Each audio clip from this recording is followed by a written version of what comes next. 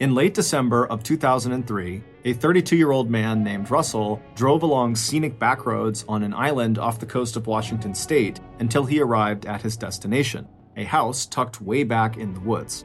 After driving down the property's long driveway, Russell pulled into a parking spot and came to a stop.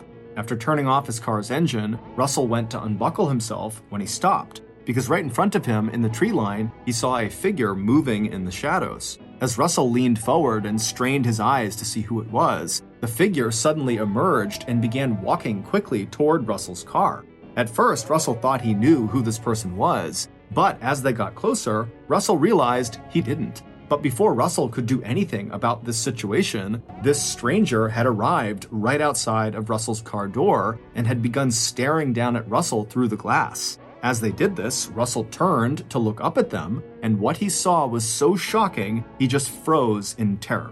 But before we get into that story, if you're a fan of the strange, dark, and mysterious delivered in story format, then you've come to the right podcast because that's all we do, and we upload twice a week, once on Monday and once on Thursday. So, if that's of interest to you, please offer to make the 5-star review buttons bed, but when doing so, spread a thin layer of sand between their sheets. Also, please subscribe to the MrBallen podcast wherever you listen to podcasts so you don't miss any of our weekly uploads. Okay, let's get into today's story.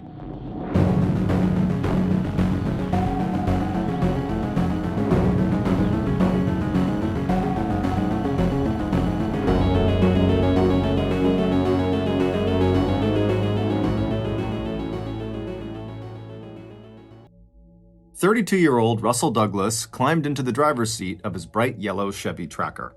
Even though the forecast called for rain and clouds, there was nowhere Russell would rather have been than right where he was, on beautiful Whidbey Island, the place where Russell had spent most of his life. Just 35 miles long and 10 miles across at its widest point, Whidbey is the largest of 9 islands that make up the state of Washington's Island County. All of the islands are clustered amid bays and inlets inside a body of water just off the western edge of Washington called the Puget Sound. The islands are all close enough to the mainland that you can look out over the sound and see the Olympic mountain range along the coast of Washington.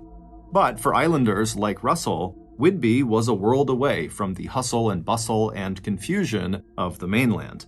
And Whidbey's artsy little town of Langley, where Russell was spending this Christmas holiday, felt as much like a true home as the larger town further north, where he had actually grown up with his mom, stepdad, his brother, and sister.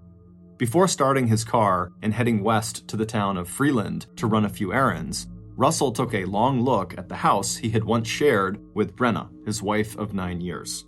Russell was not a person who had a lot of wonderful days, but on this particular morning, he was feeling better and happier than he had felt in a really long time. It was the day after Christmas, December 26th, 2003, and after a 7-month-long separation from Brenna and their 2 children, it now felt to Russell like he and his high school sweetheart might actually succeed in rebuilding their marriage and their relationship. Although Russell couldn't see any sign that Brenna was watching him leave or blowing him a kiss from a downstairs window, Russell still peered up at the house from the driver's seat and gave a wave and smiled before finally starting the engine and backing down the driveway. Even as he dropped his hand back down to the steering wheel, Russell knew that he was already expecting too much from Brenna. Russell had a habit of blaming circumstances, and in particular his mother and her strict upbringing, for many of the problems he experienced as an adult. But he was not blind to his own faults. Even before their separation, his marriage with Brenna had never been easy, which was one of the reasons why they waited almost a year after their first son Jack was born to get married. Russell knew that both he and Brenna were quick to get angry at each other, and Russell's habit of self-examination seemed like a waste of time to Brenna. To her, the questions that Russell jotted down to himself, like, "Why are you so afraid to just be without Brenna?" or "Why are you holding yourself and Brenna and the kids back?" were pointless. Russell just needed to make a decision one way or the other about their marriage and about what he wanted. Russell also knew he was subject to mood swings, and that he spent more time feeling depressed than he spent feeling upbeat. But no matter what he tried, therapy, the regular exercise that kept him trim and fit, writing those notes to himself, it still never took much for him to sink into a dark place. And Russell also knew that the chance he had now to try again with Brenna might be a very uphill struggle. Because during their separation, even though he had told himself that he'd use the time to think about their marriage, instead of actually doing that, almost immediately, Russell had struck up a new relationship with another woman, 50-year-old Marge Bailey. And even though their affair was over now, Russell knew it was still a huge sore spot for Brenna. But what Russell could never explain to Brenna was that that affair had actually helped him grow up and stop thinking of himself as a victim of his moods and of his overly strict and rigid upbringing.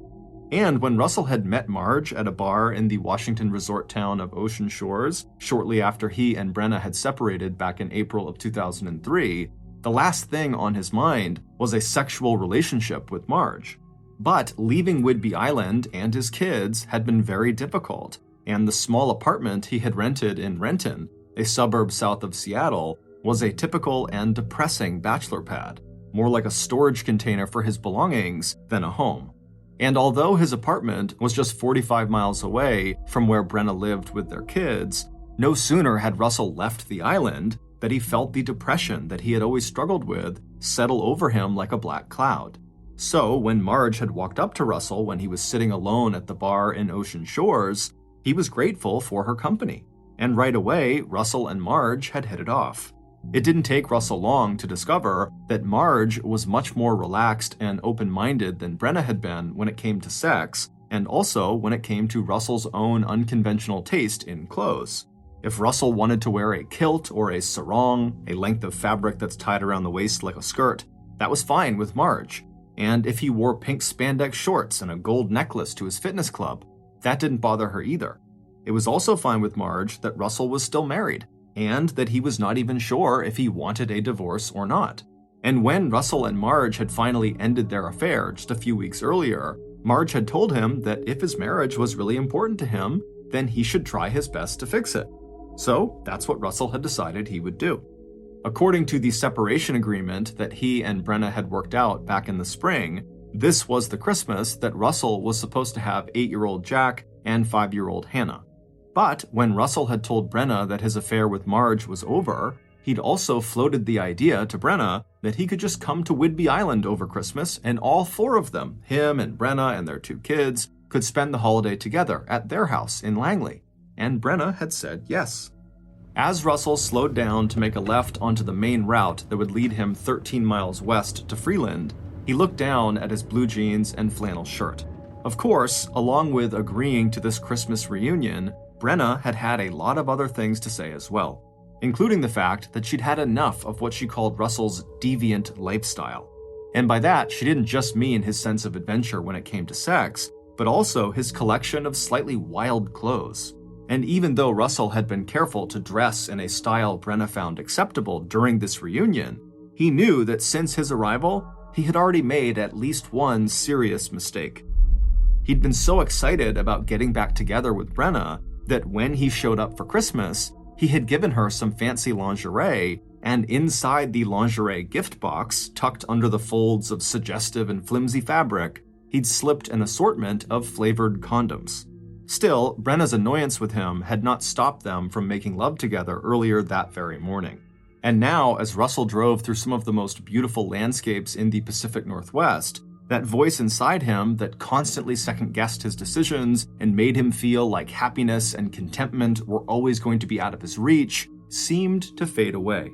Not only was Russell back on his beloved Whidbey Island with Brenna and his kids, financially his life was also improving. He'd recently gotten a small, but to him very meaningful, promotion at the land management company where he worked, and in just 4 months, he'd finish his online master's degree in business administration. He knew that the hairstyling business he and Brenna had bought together a year ago, so Brenna, a licensed beautician, could have her own salon, needed an infusion of cash to cover some debt Brenna had run up. But if they could make their marriage work, his skill with money management, coupled with her skills as a beautician, could put them on the path towards a comfortable financial future. He also knew that that kind of security and status was very important to Brenna. Even though she had never gone to college or spent really any time off of Whidbey Island, Brenna had a few close friends whose lives she envied. One of them was her best friend, Peggy Sue Thomas, who also happened to be a licensed hairstylist, as well as the owner of the house that Russell and Brenna rented in Langley. Although Russell had never been close friends with Peggy Sue, who was 4 years older than he and Brenna, it was impossible to grow up on Whidbey Island and not know about the 6-foot-tall high school basketball star from Langley with the outsized personality and fiery red hair. After high school, Peggy got married and then got her beautician license, just as Brenna would later do. But after Peggy's first marriage fell apart, she surprised everybody by joining the military and becoming one of the few female aircraft mechanics in the US Navy. After that, Peggy went on to marry a fellow veteran, and when she left the service, she raised 2 daughters, and in addition to working on and off as a hairstylist alongside Brenna, Peggy Sue also got a job as a car mechanic.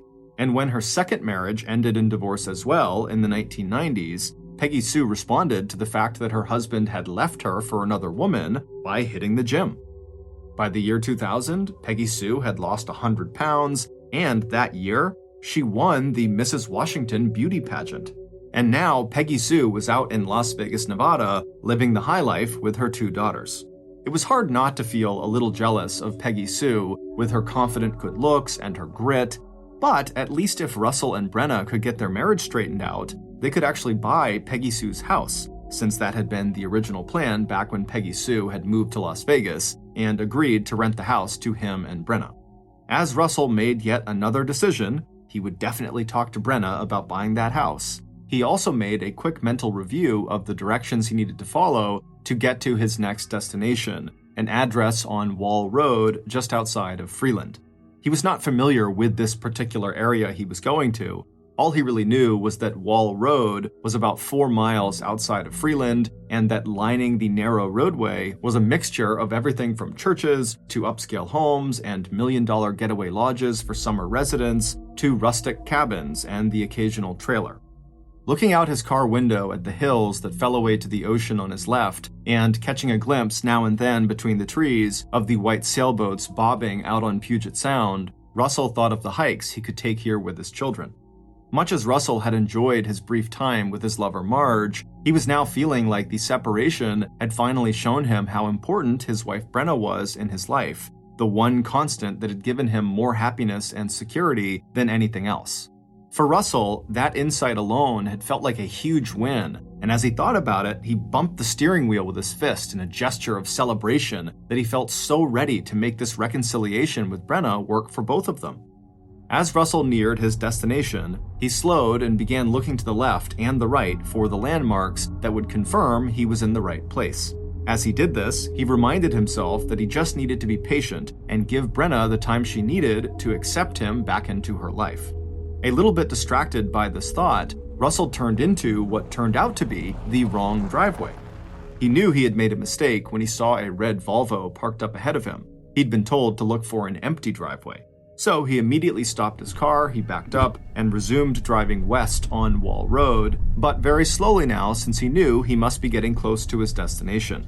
And sure enough, several hundred yards further along, Russell saw that he'd arrived at the right place, 6665 Wall Road. He turned his Chevy Tracker onto the long driveway and drove to the end of it, where he pulled off to the right side into a parking spot that was at a right angle to the driveway. Beside him were 2 fir trees that cast a dark shadow over his vehicle. But before Russell could pull off the sunglasses he always used when driving so he could see better into the thickly forested and shady area in front of him, he noticed a figure emerge from the woods in front of him, and this person began walking directly toward him. Russell turned off his car engine, but before he could undo his seatbelt so he could get out of the car and greet this person, the person from the woods had rushed up right next to Russell's car door, blocking him from opening it. Russell turned to look at the stranger to see what they wanted, and when he realized what they were doing, he froze with fear. A few seconds later, and the world that Russell had finally begun piecing together in his mind for himself and his family ended in a sudden and terrific blow to his head. Almost 5 hours later, at about 4:30 p.m., 2 women who were residents of Freeland, who lived on Wall Road, were surprised to see a yellow Chevy Tracker parked in the driveway of one of their neighbors' houses. Not only was the car unfamiliar to them, but they could see in the near darkness that the driver's side door was open and the interior dome light of the car was still on. Also, the women knew that the owners of the house where the car was parked, the Black family, were not in town. They had gone to Costa Rica for a vacation. So the two women were very curious about who owned this yellow car and why they were there. However, none of the women wanted to approach this vehicle and anyone who might be inside of it when it was this dark outside and no one else was around. So the two women decided that if the car was still there tomorrow, they'd call the police. Then the two women just resumed their walk, made their way back to their own houses, and forgot about the bright yellow car with the open door. It wasn't until the afternoon of the next day, December 27th, that a dad out walking with his sons under a cloudy winter sky would also spot the yellow Chevy Tracker. Like the women who had been out walking the night before, Joseph Doucette, a schoolteacher who was staying with his family in a nearby cabin, was also immediately drawn to the car's open door. Joseph's first impulse was to walk over and shut the door before the interior light drained the car's battery, but when he called out and no one inside the car answered, he felt a sudden shiver of uneasiness, and instead of approaching the car right then, he turned around and took his kids back to the cabin. And then, at a slow run, he returned to the car alone, feeling a mixture of urgency but also fear. Telling himself to get a grip, Joseph took a deep breath and then walked down the long driveway. When he reached the open car door and looked inside, what he saw was so shocking and gruesome, he practically fell backwards as he tried to step away. There was a man inside the yellow car. Joseph registered that the man was young with sandy blonde hair and that once he must have been handsome, but now something red and sticky was hanging from his forehead and the man's clothes were covered in blood. His head and shoulders were slumped over the steering wheel, and his hands lay in his lap, the fingers balled into tight fists. Trying to keep from vomiting, Joseph turned around and began running while pulling out his cell phone and dialing 911. And 8 minutes later, at 4:34 p.m., as the sun fell below the horizon, the first police car arrived on the scene. Not long after that, the dark, quiet road was filled with other police and emergency vehicles and flashing blue and red lights. It didn't take long for the first medical responders to realize they were too late. The man inside of the car was obviously dead, and he was obviously dead from a bullet wound to the head. And once detectives arrived on the scene, it didn't take them long to realize that their first assumption about what had happened to the driver of this car was completely wrong.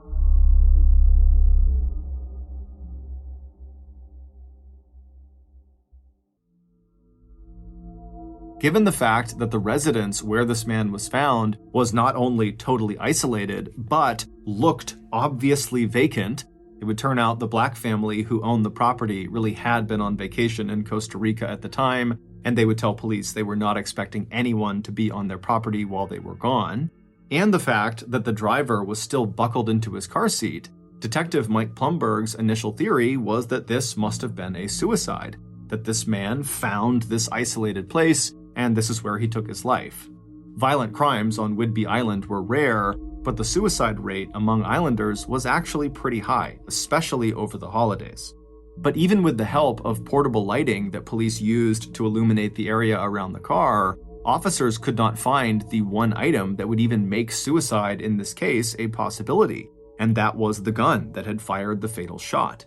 But tucked away between the driver's seat and the door frame, Detective Plumberg did find the one item that would eventually prove critical to solving what he now realized was a homicide: the spent shell casing from a gun later identified as a .380 caliber Bersa pistol. Figuring out who the victim was did not take long. Whidbey Island was a small place where pretty much everyone knew each other. So when detectives examined the wallet inside the pocket of the dead man's pants, they recognized both his name and the Langley address printed on his driver's license. In the picture that stared back at them from the license, they recognized what was left of the driver's face. The murder victim was 32-year-old Russel Douglas. By 10 o'clock that night, the detectives were ready to clear the crime scene. Russell's body had been transported to the medical examiner's office for an autopsy, crime scene techs had photographed and collected evidence, and police who had been sent out to interview nearby residents had already come back with 2 helpful pieces of information that would give them a window for when the crime had occurred. According to the owner of a house just down Wall Road, a yellow SUV had entered and then quickly exited her driveway where her red Volvo was parked between 11:30 and noon the previous day. And the 2 local women who were out for a walk the previous afternoon told police that they had seen the yellow car at the end of the Black's driveway at about 4:30 p.m. So the police knew the murder probably occurred between 11:30 a.m. and 4:30 p.m.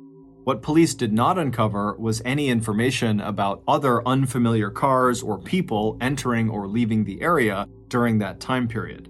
But before the police could move ahead with their investigation, Detective Plumfield and his partner needed to inform the victim's wife, Brenna Douglas, that her husband was dead. So, at about 10:15 p.m. on December 27th, the 2 officers were standing at the front door of the Douglases' modest house on Furman Ave in the town of Langley. Even though the lights in the house were out, the door was opened almost immediately. Brenna, a big, strong woman with curly brown hair, was standing in front of them, dressed in her nightclothes. Without asking why they were there, Brenna exchanged a short greeting and then invited the men inside. When one of the detectives asked if they could all sit down to talk, Brenna led them to the dining room table. As Detective Plumberg pulled out a pad of paper so he could take some notes, Brenna settled herself into her chair on the other side of the table and looked out at them with a blank expression. In any murder case, the spouse is always one of the first people of interest. So instead of disclosing that Russel was dead, the detectives began by asking Brenna when she had last seen her husband. Over the next hour, even after police told Brenna that they had just discovered Russel's body in his yellow car and that he had been shot once in the forehead right between his eyes, Brenna displayed no sign of grief or even surprise. Instead, she shocked detectives by giving a list of grievances and complaints about her recently murdered husband. According to Brenna, she had initiated their recent separation by kicking Russel out of the house 7 months ago. She'd also filed a report with police alleging that he was verbally and physically abusive, that he threatened to punch her in the face, and had once, years ago, hit their son across his face. And even though Brenna had withdrawn that complaint, she insisted to investigators that the information she had given police at the time was true. Russel had been controlling, he had once called her fat, and he had cheated on her both with women and with men. Brenna also claimed that Russel had downloaded tons of pornography to his computer and that he liked using sex toys. As for their recent reconciliation, it had been his idea more than her idea for the 2 of them to try to get back together and fix their marriage. And even though they had had sex during their Christmas reunion, Brenna told detectives that she had only done that because she wanted to feel loved. Brenna also told police that Russel abused both alcohol and drugs, and if he had any friends at all, they were only the friends that she herself had made and introduced him to. Brenna's barrage of criticism about the father of her children and the man who was never late with child or spousal support and who showed up right away when Brenna needed help with a household project not only shocked the 2 detectives, it made them wonder if all that bitterness Brenna was expressing to them added up to a possible motive for Brenna to kill her husband. Sensing that the police had found her response surprising, Brenna wasted no time sketching out her own airtight alibi for December 26th, the day Russel was killed, from the moment he had kissed her and the children goodbye before leaving mid-morning to run some errands, right through the early afternoon of December 27th. As to why she had not contacted anyone when Russel did not come back to the house that afternoon or night, Brenna said she assumed he'd probably just blown her off again. But even as police verified Brenna's alibi, she remained a person of interest, especially when investigators found out that Russel had made Brenna the beneficiary of 2 life insurance policies. One of them was worth $200,000, and the other was worth close to $400,000. Those suspicions sharpened over the next couple of weeks when the interviews they conducted with Russel's family, his former lover Marge, and his co-workers at the land management company where he worked all painted a very different picture of Russel and suggested that maybe Brenna either had a distorted view of her husband, or she wasn't telling the truth, or that Russel was one of those people who turned into a totally different person when he was with his wife and kids. Because according to those other witnesses, Russell was a friendly, almost shy loner who had surprised his boss one day by wearing a kilt to work. But Russell came across in interviews as a smart and hardworking employee who took to heart his boss's request that Russell stick with more conventional wardrobe choices at work. Russell was definitely prone to depression, but his coworkers had never seen any sign that he was a drinker or that he even dabbled in drugs. Russell was excited about earning his master's in business administration. He obviously loved his kids. He talked a lot about the marital problems he and Brenna were having without ever bashing Brenna, but he also seemed very hopeful that they could save their marriage. And those close to both Russell and Brenna said the arguments between husband and wife were definitely two-sided, that Brenna had a short fuse and that her poor money management had led to her hair salon sinking into debt. If that was true, that Brenna was in serious debt, then Brenna would have a financial motive for getting rid of Russell and claiming the payout from his life insurance policies. Brenna had told detectives that she was not aware of Russell having any life insurance policies, but right after saying this to police, Brenna had contacted Russell's insurance companies and put in her claim as Russell's beneficiary. However, since Brenna was suspected in Russell's death, the insurance company would not allow her to collect any money. Instead, the insurance company sent investigators of their own out to speak with police about Brenna's possible involvement in Russell's death. And what Detective Plumberg found out in speaking with the insurance company's investigators was that Brenna had presented herself and Russell very differently to the insurance company than she had to police. To insurance investigators, she described Russell as a loving and supportive husband, and as a couple, they were committed to reconciliation after going through a minor rough patch in their marriage. At around the same time police were speaking with the insurance investigators, an examination of Russell's work computer and personal laptop were completed, and what police learned was that 1, Brenna had full access to her husband's email and bank accounts, and 2, Russell was not a big consumer of pornography like Brenna had said. After her initial interview with detectives on the night Russell's body was discovered, Brenna quickly hired a lawyer, she refused to take a lie detector test, and then she refused to answer any more questions unless the police could come up with hard evidence that would link Brenna to her husband's murder. And as suspicious as this made Brenna seem, the police didn't have any hard evidence connecting her to her husband's murder, and so for the time being, they had to leave her alone. However, that would change a few weeks later when police were able to examine Russell's phone records. And there was one number with an out-of-state area code that popped up a couple of times in the second half of December that did not fit the pattern of other calls to or from Russell's cell phone. And when Detective Plumberg called that number out in Las Vegas, Nevada, they found one of the things they'd been hoping for. Anyone who had a link to both the victim, Russell, and to their person of interest, his wife, Brenna. That person turned out to be none other than Peggy Sue Thomas, Brenna's best friend, who had moved off Whidbey Island back in 2000. That's when Peggy had gone to Las Vegas to compete in the Continental Mrs. USA pageant. Although Peggy Sue had won the evening gown competition and impressed judges with her stint in the Navy as an aircraft mechanic, she had not won the title.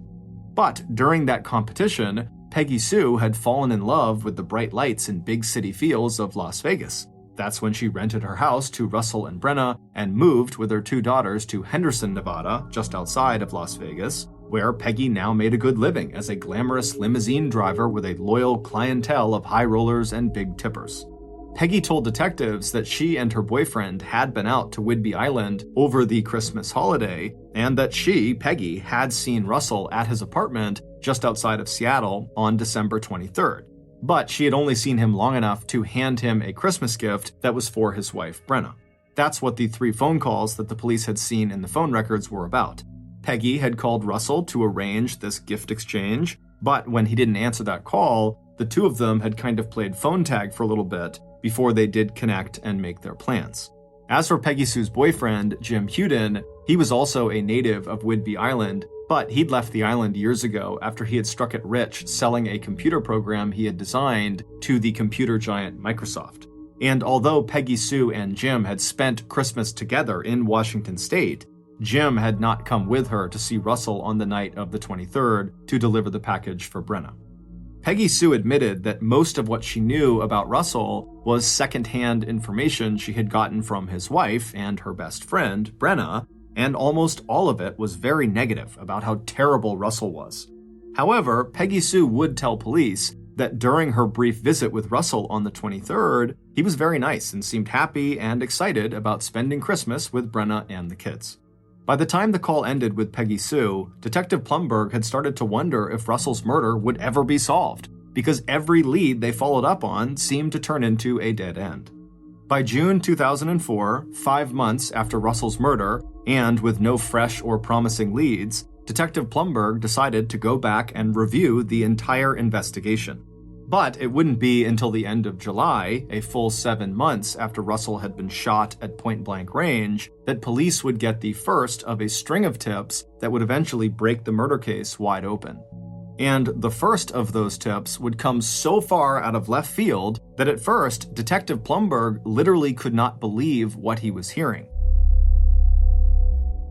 On July 26th, the Island County Sheriff's Office picked up a call from a man who asked them if they had any information on an unsolved homicide that had happened around Christmas the year before, in 2003. When the detective who had answered the call replied that they did have such a case, the caller went quiet. After a few long seconds, the man told the investigator that he had information, but he was, quote, scared to talk about it. Over the next several days, this caller, who initially refused to give police his name or his location, would eventually give Island County detectives his own name, Bill Hill, and the name of a person who Bill said had first-hand knowledge of who killed Russell Douglas. After chasing down so many false leads and dead ends in this murder investigation, Detective Plumberg was very skeptical of this story. But as more and more details showed that Bill wasn't just getting his information from news stories, the detective got more and more interested. And by August 4th, 2004, just a week after Bill had made his first call to the Island County Sheriff's Office, Detective Plumberg and his commander were on a plane headed to Florida to talk with Bill's mysterious person of interest. At the same time, 2 other detectives were on a plane headed to Las Vegas to have another chat with Brenna's best friend, Peggy Sue Thomas. Once Detective Plumberg and his commander arrived in the small town of Punta Gorda on the southwest coast of Florida, they wasted no time following up on the tip they had received from Bill. Not only were they very eager to talk to this mystery witness, they were also eager to get back out of Florida before the big storm system that was forming out over the Caribbean Ocean just off the coast of Central America turned into a hurricane. But just a few hours after knocking on the door of this new person of interest, Detective Plumberg was once again feeling defeated and more confused than ever. Their mystery witness had been more than willing to talk with the detectives and had even gone with them to the local Punta Gorda police station for questioning. But they denied knowing anything about what happened to Russell and were flabbergasted when they were asked if they were involved in the murder. Their response to that question was, "Why would I do that? What possible motive could I have?" And in truth, Detective Plumberg was secretly thinking the same thing. It didn't make any sense. Plus, he knew that police had no hard evidence at all that could link anyone, including this new mystery person in Florida, to Russell's murder. An hour later, the interview was over, and Detective Plumberg's mystery witness had left the police station and returned home.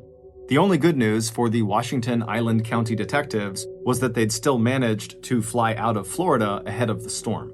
And they were lucky because by August 9th, just a few days after they had left, that storm had turned into a Category 4 hurricane that headed straight into Florida's southwestern coast and the town of Punta Gorda, where they had been. Meanwhile, the team of Island County detectives who had headed to Las Vegas had hit a similar dead end.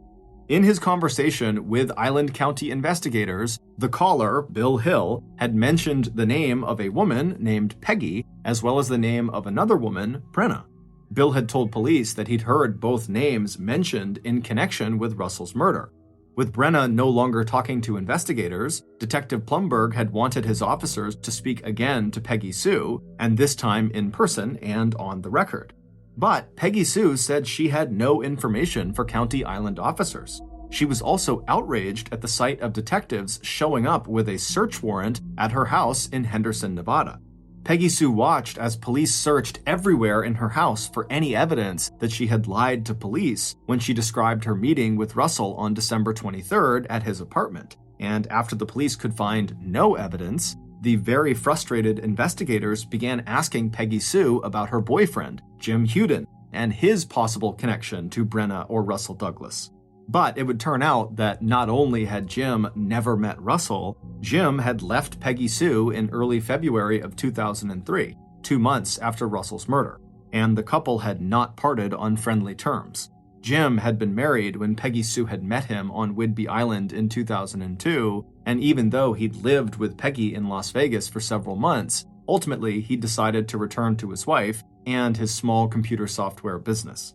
That said, Peggy Sue could still account for their movements on the day Russell was killed, December 26, 2003, and she even managed to locate some old receipts from that day to show detectives exactly where they had gone on Whidbey Island before leaving Washington State late that night to return to Nevada. When detectives pressed Peggy Sue on having a financial motive for killing Russell, maybe she was going to split his life insurance policy with her good friend Brenna, Peggy pointed out that she already made a very comfortable living, so why would she do that? So, a few days later, Island County detectives came back from Nevada as empty-handed as Detective Plumberg had been when he came back from Florida. But 15 days later, on August 18, 2004, all of that would change. That was the day that the local Whidbey newspaper ran a news story based on unofficial sources that mentioned that former Whidbey Island residents Jim Huden and Peggy Sue Thomas were persons of interest in the ongoing investigation into Russell Douglas's murder. And on August 19th, 1 day later, yet another person who said they knew something about the case stepped forward. This time, it was a former police officer named Keith Ogden who lived in New Mexico. Keith, who had heard about the news story from a cousin who lived on Whidbey Island, would tell Island County investigators a story that put everything they had heard on their recent trips to Florida and Nevada in a whole new light. Because not only did Keith have the name of the likely murderer, he also had the weapon that was likely used to kill Russell Douglas. It was the .380 Bersa pistol, and ballistic tests would soon confirm that the markings on the shell casing found at the crime scene and the bullet that had been removed from the inside of Russell's skull exactly matched the grooves on the inside of that gun. The murder weapon, combined with the stories police now had from both Keith and their other informant, Bill Hill, finally allowed Detective Plumberg and his team of investigators to identify Russell's killer.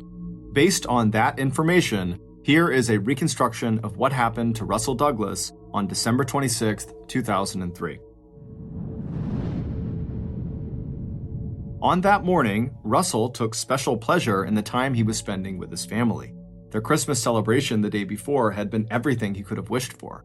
After arriving in Langley on Christmas Eve, Brenna had taken his car to the store and bought pies and other fixings for the Christmas dinner they planned to share the next day with Brenna's widowed stepfather.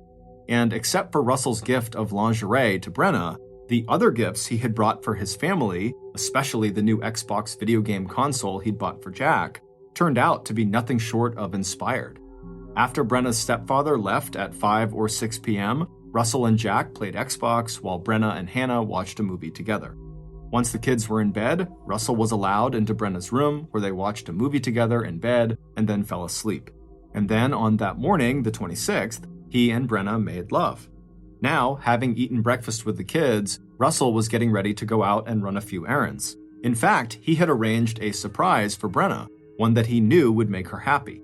So, at about 10:45 or 11 a.m., Russell gave Jack, Hannah, and Brenna each a kiss and a hug before leaving the house and climbing into the driver's seat of his yellow Chevy Tracker. Whether anyone inside the house saw him or not, it felt good to wave at the house where his family lived before he pulled out onto Furman Ave and headed west toward Freeland. Russell's killer had chosen the time of their rendezvous very carefully. They had given Russell clear directions, and they also knew that Russell was very punctual, and if anything, he might arrive a little early. But the killer was in place and ready well before Russell arrived. The killer had only test-fired the Bersa pistol a few times, but at close range, they figured it would be nearly impossible to miss. Right on time, the killer heard the sound of an approaching car, and so before Russell pulled into the driveway, the killer stepped back into the shadows and waited. A moment later, Russell pulled his yellow Chevy Tracker into the long driveway that led to 6665 Wall Road. Now that he saw how out of the way this place was, he wondered why on earth they hadn't agreed to meet somewhere closer to Langley. Still, Russell had enjoyed the drive, and except for his wrong turn into that driveway up the road, he hadn't really had any trouble finding their meeting spot. Anyway, it would make a good story to tell Brenna, since she was the reason he was here in the first place. Almost as soon as Russell had pulled into that parking spot and turned off the car engine, he saw a figure in front of him step out of the woodline. With the sunglasses still on, it was hard to make out this person's face, but Russell figured it had to be the woman he was here to meet. How many other women were 6 feet tall on Whidbey Island? But before Russell could unbuckle his seatbelt and step out of the car to greet Peggy Sue, this person from the tree line had rushed over to his vehicle and stopped right outside of his car door, kind of blocking him from getting out. And so as they did that, Russell turned and looked at them and realized very quickly this person was not Peggy Sue. He didn't know who this person was.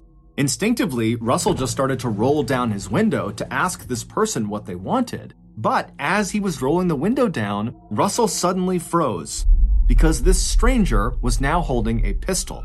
And without ever saying a word, the stranger raised the pistol, aimed it at Russell's face, and pulled the trigger. As the bullet traveled through Russell's brain, his brain tissue stretched along the trajectory of the bullet, and when the tissue did tear, it snapped back into place with force so great that Russell's forehead suddenly bulged outward, and along with blood, the gray matter of Russell's brain began leaking in ropey strands out of the small hole centered right between his eyes. Before leaving, the killer opened the driver's side door of the tracker. They wanted to make sure Russell really was dead. By the time the police discovered Russell's body 1 day later, his body was stiff and cold to the touch. Even before the EMTs confirmed the cause of death, Detective Plumberg would describe the wound as a massive head trauma caused by an execution-style shooting that occurred from a distance of just 12 inches. It would turn out Russell's killer was Peggy Sue's boyfriend, Jim Huden. And it was Peggy Sue who had arranged the time and place where Russell would be murdered. Peggy Sue had in fact called Russell several times not long before Christmas to arrange a meeting so Peggy Sue could give Russell a Christmas present from her to Brenna. But Peggy Sue never then went to Russell's apartment in Renton on December 23rd to drop that present off. Instead, Peggy had told Russell on the subsequent phone calls to meet her on December 26th at 6665 Wall Road, and at this meeting she would give him her present for Brenna. Peggy had chosen this location because it was already a very isolated spot, and the family who lived at 6665 Wall Road, the Black family, they'd be gone in Costa Rica, so there'd be no witnesses. And so on December 26th, when Russell arrived at the meeting spot, instead of Peggy Sue coming up to him, it was her boyfriend, Jim Huden, who would step out of the tree line, walk over to Russell's car, and then shoot Russell point blank in the face. It would turn out that during the 4 months that Jim and Peggy Sue had lived together in Las Vegas back in 2003, Peggy had spent a lot of time on the phone listening to Russell's wife, Brenna, complain about Russell. None of what Brenna had to say was new, but now Peggy Sue could share her friend's complaints with her new boyfriend, Jim. When Jim later confessed his crime to his good friend, Bill Hill, down in Florida, where Jim lived with his wife, Jean, Jim told his friend that he decided to kill Russell because Peggy had told him Russell was abusive to his wife and children.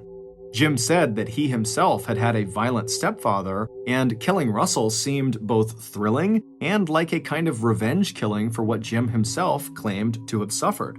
Island County detectives in Washington had a different theory. They believed that Brenna may have offered to split the proceeds from Russell's life insurance if Peggy and Jim killed Russell. At that point in Peggy Sue's life, and Jim's life too, money had become a big problem. 7 months after hearing Jim's confession, Bill Hill's conscience finally got to him, and he contacted investigators in Whidbey and told them what he knew. But even though detectives then flew to Florida to question Jim, who was the so-called mystery witness, and Nevada to question Peggy Sue, it wasn't until Keith Ogden contacted police on August 18th and provided the murder weapon that police would have the physical evidence they needed to arrest Jim for murder. According to Keith, who had met Jim and Peggy in Nevada, Jim had approached Keith and asked him to hold on to a gun for him since Jim said he didn't want to keep it in a house with Peggy's kids. Keith agreed, but when Keith heard that Jim was a suspect in a homicide, he realized the gun Jim had given him could potentially be a murder weapon, and so that's why he had come forward. 4 months later, in December of 2004, almost a year to the day that Russel was killed, Detective Plumberg requested an arrest warrant be issued for Jim Huden. But it would take another 7 years before either Jim or Peggy Sue were actually arrested and charged for the murder of Russell Douglas. Shortly after being interviewed by investigators down in Florida in August of 2004, Jim, the mystery witness, had taken advantage of the chaos caused by Hurricane Charlie to flee over the border from the US into Mexico. It wasn't until Jim's wife, Jean, who got tired of sending money to her husband in Mexico, came forward that the police were finally able to track Jim down. And so on June 9th, 2011, Jim was arrested and charged with first-degree murder. While Jim had been on the run, Peggy Sue had gone on to marry and then divorce Alaskan oil millionaire Mark Allen. After 7 months of marriage to him, she had walked away with more than $1 million in money and assets.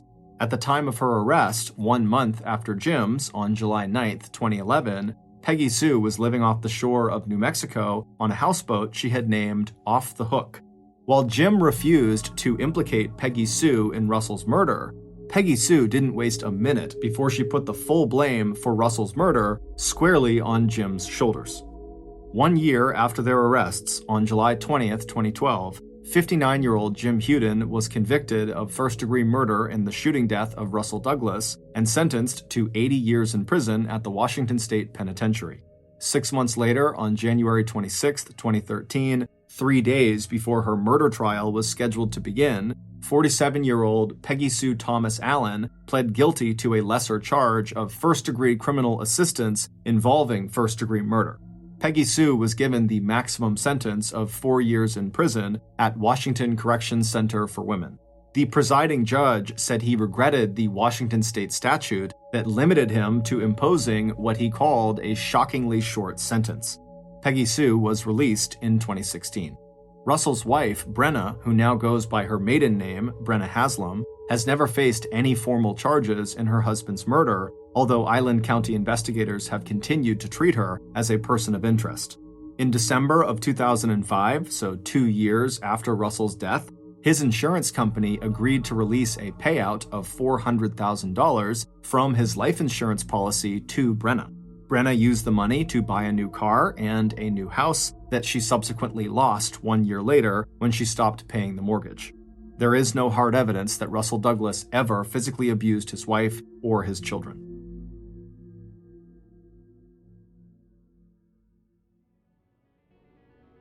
Thank you for listening to the MrBallen podcast. If you got something out of this episode and you haven't done this already, please offer to make the 5-star review button's bed, but when doing so, spread a thin layer of sand between their sheets. Also, please subscribe to the MrBallen podcast on YouTube, Spotify, Apple Podcasts, Amazon, Google, and anywhere else you get your podcasts. This podcast airs every Monday and Thursday morning, but in the meantime, you can always watch one of the hundreds of stories we have posted on our main YouTube channel, which is just called MrBallen. We now have a registered 501c3 charitable organization called the MrBallen Foundation that makes it as easy as possible for you to join me, my family, and my team in supporting those whose lives have been most impacted by violent and heinous crimes. Monthly donors to the MrBallen Foundation Honor Them Society will receive free gifts and exclusive invites to special live events. But the real reward is helping to create a new ending to the story for victims of violent crime. Go to MrBallen.Foundation and click Get Involved to join the Honor Them Society today. If you want to get in touch with me, please follow me on any major social media platform and then send me a direct message. My username is just @MrBallen, and I really do read the majority of my DMs. Lastly, we have some really cool merchandise, so head on over to shopmrballen.com to have a look. So that's going to do it. I really appreciate your support. Until next time, See ya.